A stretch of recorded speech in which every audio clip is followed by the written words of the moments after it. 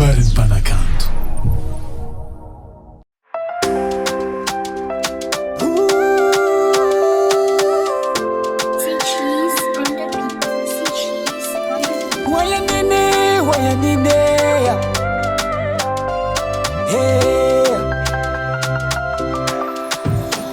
Mifunifatisuza mbara sutana kwe matsapa famala elu andao Tikini akumi ampital na itamena miraviraf kadila ruswinya we Mi evitena zofana itani ma Nanalinu nyakuta manantanka alano Kaisinda sipa mamaibe Natsapa fati sulalane kambare sumami kwe Mifuna vali kwe Fatsato kumani ndwe Atala kumarube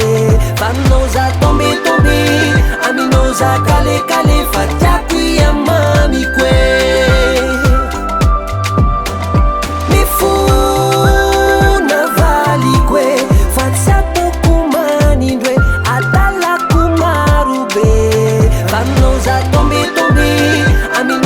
Kale kale fatakwi ya mami kwe Nanauma eri falela Nangitsa kitsa kena kutsale nozahu Kainga pela tsimi tuf Taminaze u azutanga fudini dzale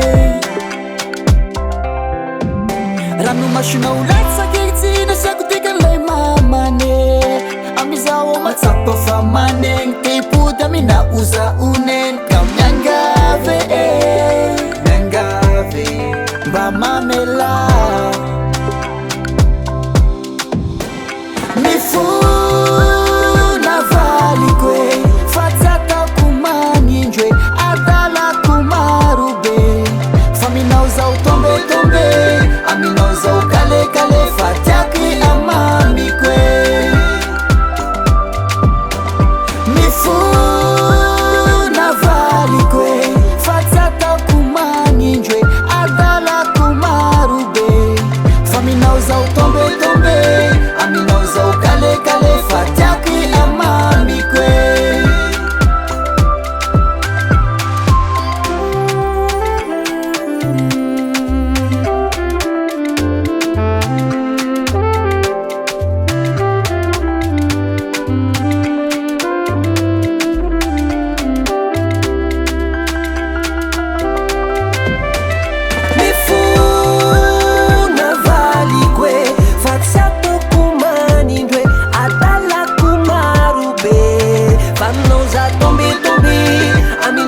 Kale kale fatakwi ya mami kwe